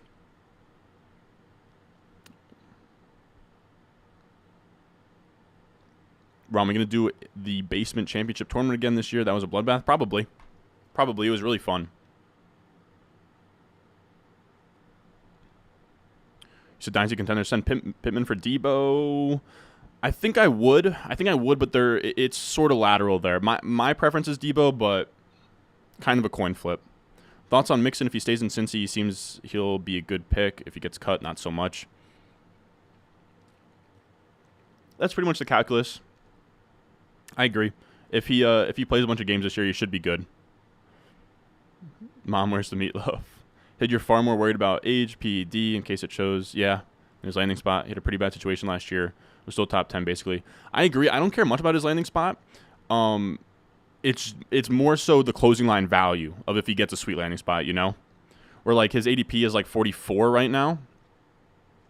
But if he gets a sweet landing spot, then his ADP probably goes, like 34-ish. So I know we're splitting hairs, but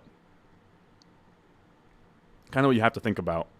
But we have Chicago. We can go Pitts to get the other side of that like Chicago Atlanta game. So Pitts goes anyways. So Pittman or Lockett. Let's go Lockett, man. We have so many olds on this team. It just makes sense. Just give me Lockett. I don't know. I could have gone Pittman there, but I wanted someone a little bit more dependable. Spike weeks are there. I have a hard time trusting Richardson to, support a meaningful receiver in his first year, but we'll see. I think he can do it. Pittman might have a big enough market share of that offense too that it might not matter. We're kind of splitting hairs there. I made a mistake and waited 2.5 weeks before doing my first BPM 4. I missed a lot of the ADP massive gifts like Mixon and D Johnson and some others. Yeah, I agree. I wish I kind of flooded in right when it first came out, but it's not the end of the world. I think that this is true. I don't think that there has been a BBM winner that drafted in the first week or so of the contest. So something to think about.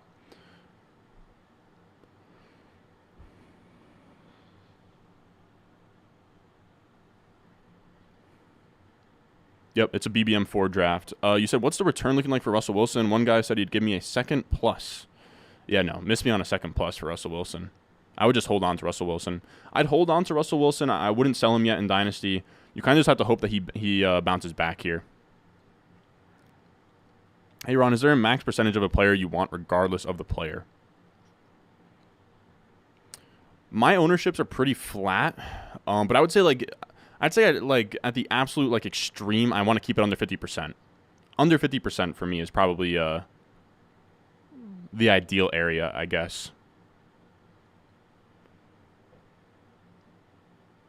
How do you like to approach startup drafts in Dynasty? Going to start a Dynasty League with lifelong friends and want to dominate? I have a couple of videos on this. Chicago, Atlanta.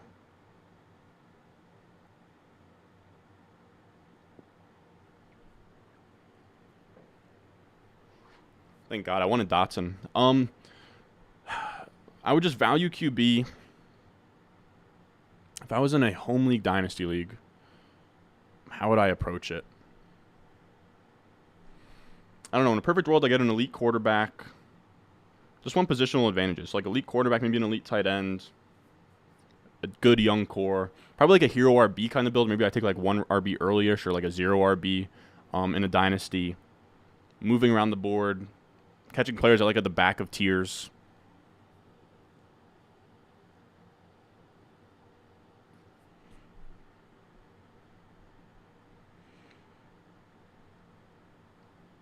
What else we got? How many Dynasty Leagues are you in?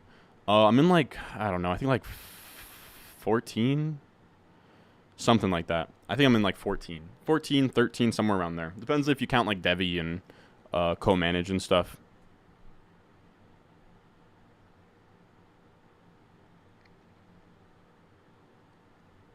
What else we got in here? Let me know. What else you guys want to know? Hit me.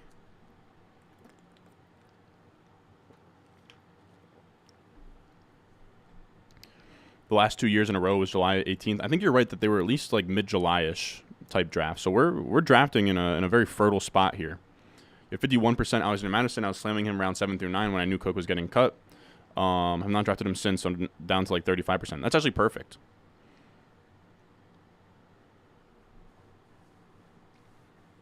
I think it's good to get in early like that and just, be really aggressive with your ownerships and then kind of flatten them out later on.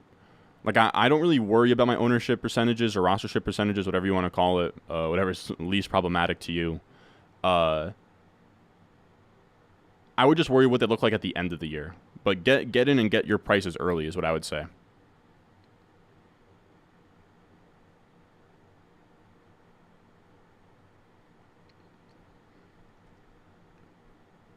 Chicago, Atlanta. Man, I would have loved Bateman there.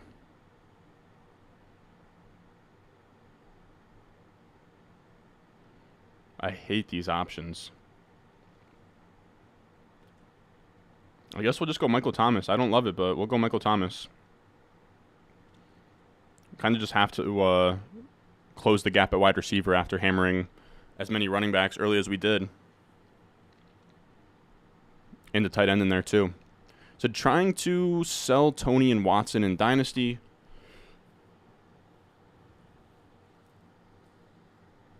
and want to tier up to a single wide receiver. I don't know why I'm yawning so much, dude.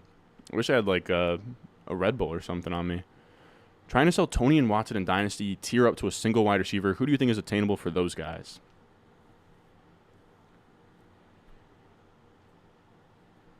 I would say probably like Diggs, Tyreek Hill. I think that gets you into that conversation. I think so. I would try there. I would try Diggs or Tyreek Hill, and if that doesn't work, then I would move back to like Kupp, Devontae Adams. Probably not Devontae Adams though. But one of the big three of Tyreek, Kupp, then Diggs. Is it better to spread your entries across multiple 20s or try to max 120? I don't think it matters. I would probably flatten them out across a bunch of different tournaments. Like I'm only gonna max the BBM and anything that's like, I don't know, that's like attainable to max, like the Pomeranian 50 entries. If you could max like a Pomeranian that's like 50 entries, then yeah. But I wouldn't say that like maxing, 150 puppies is like anything that's better than like 150 across like 3 different puppies. It's probably better just to stretch them out now that I think about it, because you can get different like windows in time outside of the BBM, because those contests are like so short, where they open and they close so fast. You get like a little snapshot, so you can kind of like jump around different like windows in time, if that makes sense. Where like maybe you have like a bunch of drafts from where Madison was going late, and you have some where Madison was going early, but you're not putting all your eggs in one basket of like one snapshot of the offseason, I guess is the best way I could describe it. But yeah, I would just hang around and blast off in like your $1 to $7 entries for a few $100s and just kind of spread it out across a bunch of those. So Boyd,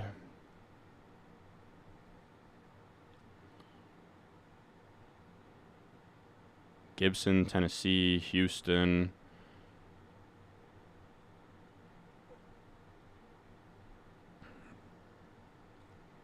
Let's go Gibson here. I'm down to go Gibson. We kind of needed a running back there. I feel like we made up our gap at wide receiver. I like the way that this team is looking. You said I have the 1-1 in 12-man PPR league. Should Jefferson be my only thought, or do you think there's a case for Chase or CMC? Probably just Jefferson, to be honest. Probably just Jefferson. Consensus 101, super high floor. Probably going to be the wide receiver 1. Hey, Ron, are you doing any FFPC tournaments this year?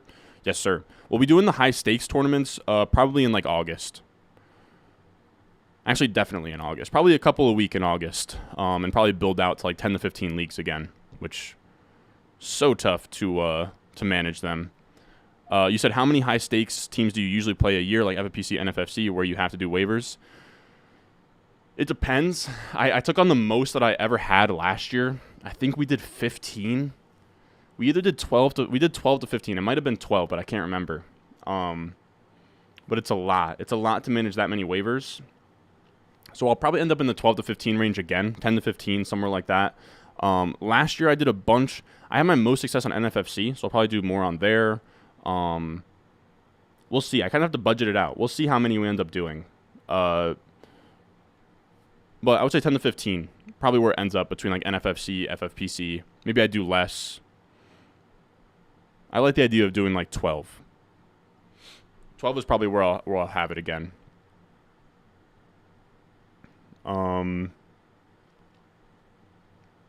Do 3 quarterback and 3 tight end builds work historically? Let me actually throw a link in the chat real quick to a TJ Hernandez tweet that I have bookmarked that I think is really good.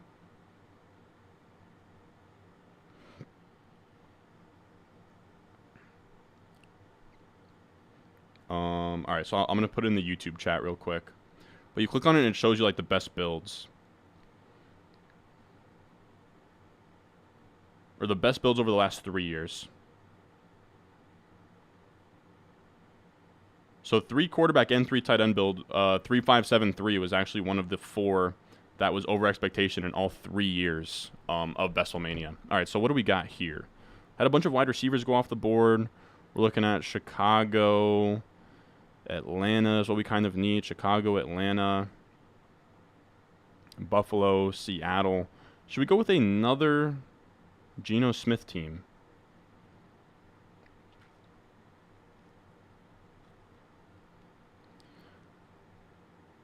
I guess we will. Why not? Another Geno Smith team. So Fields, Geno. We already have Geno stacked to Tyler Lockett on this team. Just a really comfy pick, Geno Smith in the 10th round. I don't love it. I'm not super hyped about it, but it filled the stack. We didn't really we had a wide receiver run go here. I didn't like anything that was still on the board. I didn't feel too eager to take running back or to go in Gibson. Not having a tight end to this point, I'm probably chilling until, Komet rolls around. Let's actually star some of these bears just to make sure we're on our P's and Q's, if you will, when the picks come back around. All right. Just because right now we have a naked field, which isn't necessarily a problem. You said don't make me draft Ronald Jones again. You said you usually average 75 plus high stakes waiver leagues a year for past 10 years and once did 115. Holy shit, man. Holy shit, dude. 75? 75 would kill me, dude. If you're speaking the truth right now, Henry, you are a savage, dude. Like, there's times, dude, like, when we're talking, like, week 9 waivers for, like, 15 leagues, dude, like, it's like, just end it all. Just kill me now. It's so much work. But I respect the dedication. I know, like, Schroeder is one of the guys that plays at, like, a stupid high volume, and it takes him days to do waivers. Like, it is a nightmare, dude. Let's see. We need Atlanta, Chicago. Let's go Mooney here. We'll go Mooney. I think the way that this team's going to sort of end up is probably going to be like a 3, probably a 2, probably again like a 2-5-8-3 build again. But we'll see.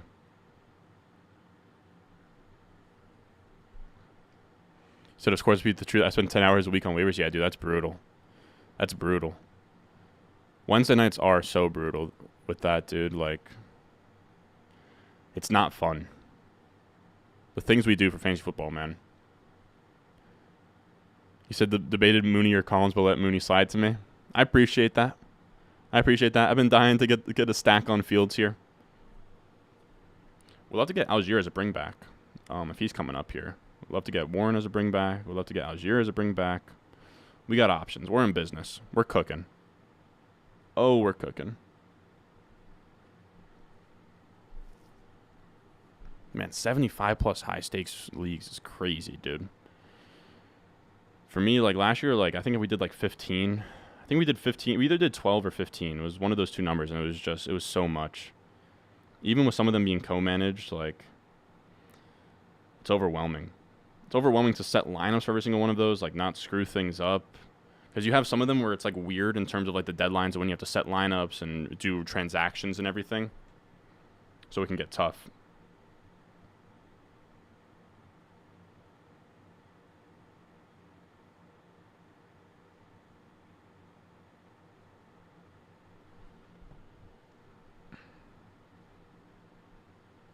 What else we got going on though? So that's wild.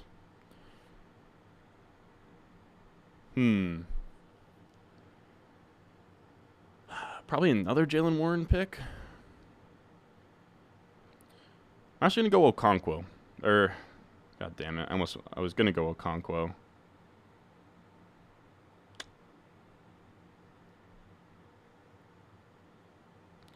Let's go Warren. We'll just take that bring back in the Seattle game. You said you co-manage about half of them, but I do most of the waivers. Love to hear it. Do you co-manage them with your buddies, or what?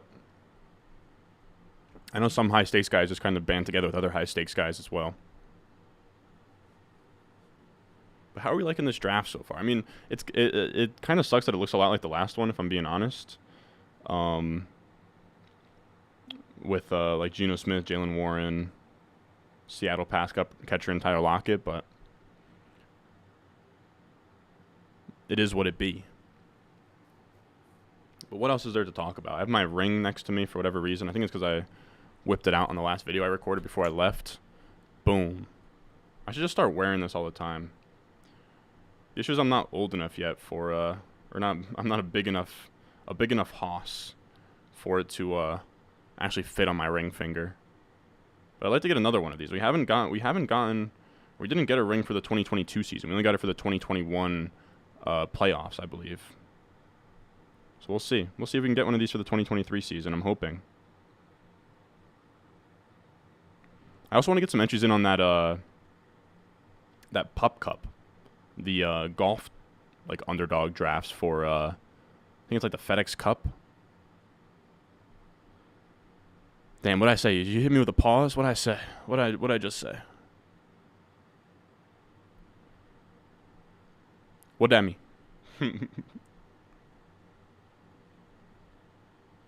I guess I don't know. You said, yeah, just my friends, though. A few of them I actually have never met in real life, just from playing. That's pretty sweet. I feel like there's a chance that I've seen you in a high-stakes lobby. You said not drafting Chig is a good thing. Yeah, I was going to draft Chig just because the Titans play the Seahawks in Week 16. That was the thought process there. The hope here is to take Komet. We'll see if he gets to us, but... Come on, what do we got? What do we got? Let me get Komet, my boy. There we go. So now we're good on our Bears stack. Could use an Atlanta bring back somewhere. I don't know where that would come from. So we don't have Algier. Maybe we stack a one off Matt Collins, but probably not. What do you think of my team so far? What do we got cooking here, Brock? Cup, Saquon, T, Burrow. Oh, I love that. Kirk, not as big as a fan. Probably would have gotten DJ Moore over Kirk, if I'm being honest. But then Addison, that's kind of just more of a player take, though. I like the structure of this team. Cook, Sharp, Cousins to Addison. That's fun. Cook, Sharp, Collins... Back-to-back tight ends. I'd say it's solid. I think this is probably a strong team. See, I would like to see it in its full form here, though. Little Hero RB builds. Hero RB 3 tight ends. Yeah, this works. Third round T. Higgins is sweet. No, I like Chig. I like Chig Okonkwo. I don't mind him. I'm not dying to take him, but where it makes sense, especially like he probably fell like maybe 10 picks to you, and then that's fine. I can't get behind Roshan Johnson's price. I don't mind it. I mean, 13th round is pretty cheap, man. 13th round is pretty cheap. I don't mind taking stabs at any of the Chicago running backs, to be honest with you.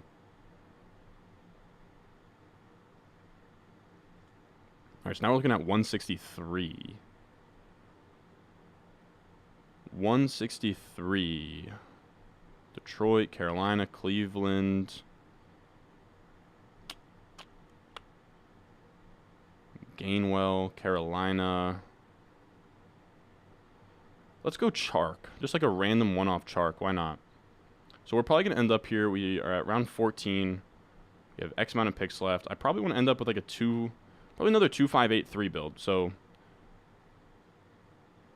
yeah, 2-5-8-3. So we need one more running back, one more wide receiver, 2 more tight ends.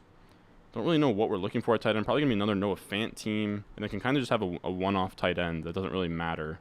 Because, like, Steelers isn't going to be in there. Steelers tight end we're not going to go after. Titans tight end we're not going to go after. Who do the Bears play? Cardinals. Oh, so we could go McBride. I don't know why I spelt it like a maniac, but Cardinals play the Bears in Week 16, so that could be an interesting little correlation there. Getting real galaxy brains here. Conco's going to go off this year. Had 4 games last year as a rookie as a top 4 tight end, and that was playing with practice squad QB Josh Dobbs. I don't know that I'm as confident as you. The small sample is concerning. It's a low-volume pass offense. But I do think he's kind of talented. I don't think he was a great prospect. So we'll kind of see. It's just a dangerous bet to make. But he is a double-digit round tight end, so it's not like You know, if he doesn't hit, it's not the end of the world. But he's not my favorite. I don't have a ton of Okonkwo. So I normally don't go back-to-back tight ends, just did because of the value. Yeah, I think that's fine, though. You said, have you been taking Kamara much? Hard to know what to do with him. I've been taking him a little bit. Where it makes sense just because there's such high upside if he plays the whole season, or let's say he gets traded or something. Like, you're getting him in like the 9th, 10th round these days. And like the upside is that he's just like a 3rd-round pick, 2nd-round pick again next year because he just like balls out and catches passes. Like, he has one of those games that's going to age well too. So I don't know. I have a hard time just writing off Kamara. I think his price is getting to a spot where I'm comfortable with it. Who'd I stack Justin with? I think Mooney and Komet. Are there any resources that proves that stacking works? I actually made a video. I'm going to link it now. But I made a video where I talked through like stacks and everything and kind of showed some graphics. But there is I bring up resources that do prove that stacking works, at least for like these large field tournaments.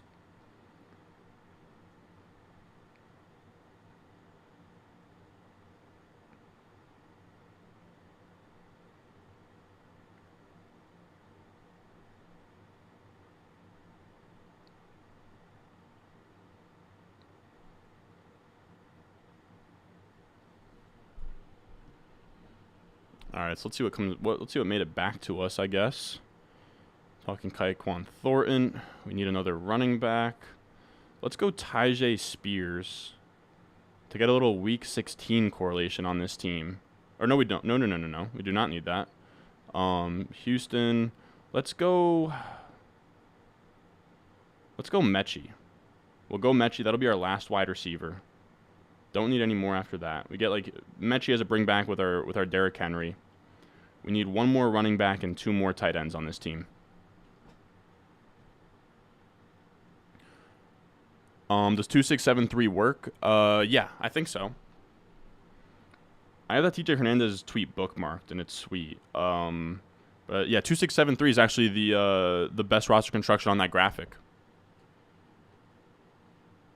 Would you trade pick 20 for Waller in a non-PPR Dynasty League if your tight ends were Okonkwo and Ertz? If it's like pick 20 in a rookie draft, I think so. I think I would. Would you trade pick 20 for Waller in a non-PPR Dynasty League if your tight ends? I think so. But yeah, Genji's right. In best ball, you should be stacking. Are there any players the field is fairly high on that you are fading? Probably Devonta Smith, man. Probably Devonta Smith. It's hard to be a second fiddle in a low-volume offense. And I think his splits with and without Dallas Goedert are a little bit tough. It's just tough for me. It's just really tough. I mean, like, you can see where he went here. Like, Devonta Smith went, or no, he went here. But usually he goes, like, here ahead of, like, Pollard, Saquon, Chubb sometimes. I just can't get there.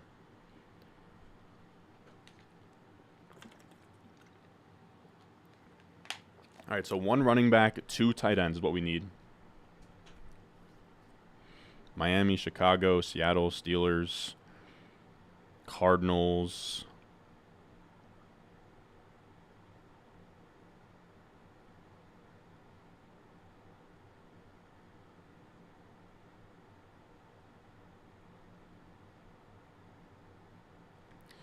Let's go Chuba Hubbard. I actually don't mind Chuba Hubbard at all as our last running back there. Just another, like, just kind of like handcuff type. I think that works. So now we have Carolina. Or no, we have our 5 running backs. Now we just need 2 tight ends to close this thing out.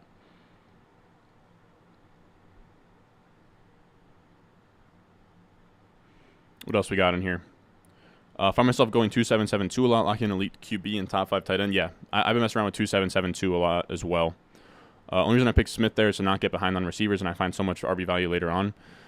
I agree, but like, I just don't get behind that wide receiver by just taking one in round 1, because I do think that there's a sizable gap from, you know, your Pollard, Chubb, to your, like, after Ramondre area, but it's tough.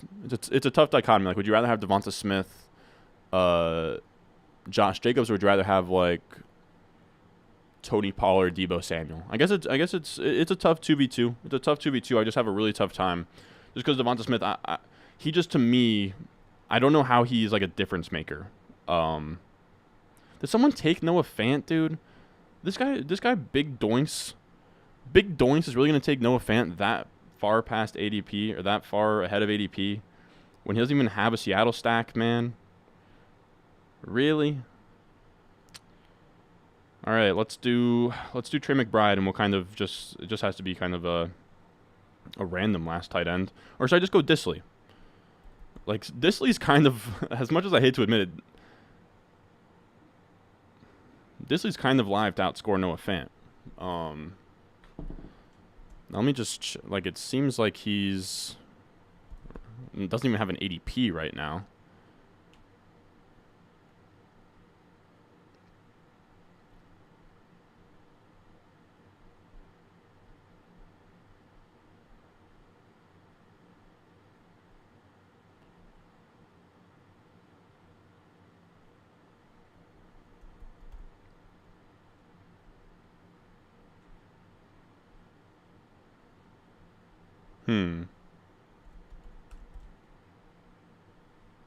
Checking some projections right now.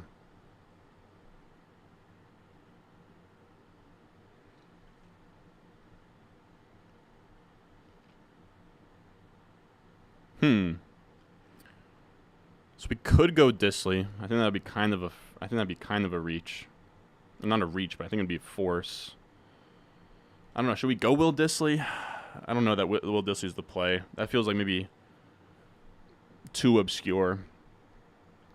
Like, if Hayden Hurst makes it back to us, we'll probably just go Hurst, but we'll see. We'll see. Let me get the draft board back up for you guys. My bad.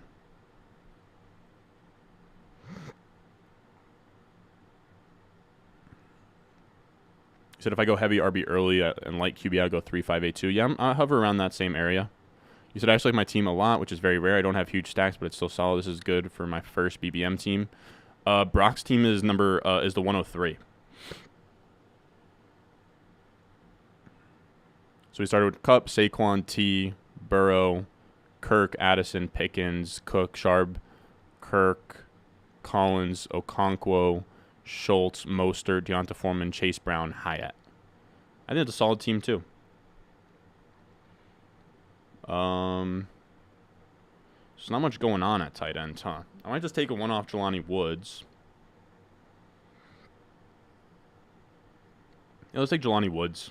I was gonna take Will Disley just for fun, but we'll just take a one off Jelani Woods and just, hope that he gives us a big enough spike week when we need one. But yeah, I like this team too. Another 2-5-8-3 build, kind of similar to the last one where we had a little Seattle stack with the Pittsburgh Jalen Warren bring back. We have a Justin Fields. We don't have any Atlanta bring back though. We have Fields to Mooney. Let me get my head out of the way actually. We have Fields to Mooney. We have Fields to Komet. No bring back there, but the Bears do play Arizona in Week 16, so we get a little Trey McBride action in there. Regardless, I appreciate everyone that came out here. Get used to it. We're going to be doing streams just one more time for everybody in the back. We're going to be doing streams every Tuesday morning, 9:30 a.m. Eastern. If you guys are at your job or whatever, you can just put me on in the background, and we'll just be having a nice, chill time in the morning. And then Thursday afternoons, 7:30 p.m. Eastern, I'll be on here streaming a draft, maybe with a guest, sometimes not. So, with all that being said, I appreciate you guys coming out here. Make sure, if you are new to Underdog Fantasy, you just watch that happen. Watch that stream happen. You're like, Ron, what the heck? What was that? Well, you're drafting teams. You're having all this fun. It's Underdog Fantasy. Use promo code Ron. I have a link in the live chat. I have a link pinned in the description. I have a link pinned in the comment section down below. You click it. It'll take you to Underdog Fantasy. You can hop in best ball drafts. You can hop in, pick'ems and all kinds of stuff on Underdog Fantasy. And if you use my promo code Ron, which I have links to across the board, you click it. It takes you there.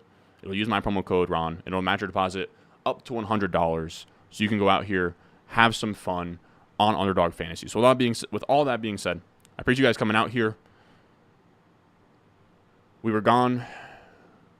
We were down the shore, having a good time, but we are now back, ready to put our head down and grind for the season. It's July. It's time to get serious. It's time to get back to work.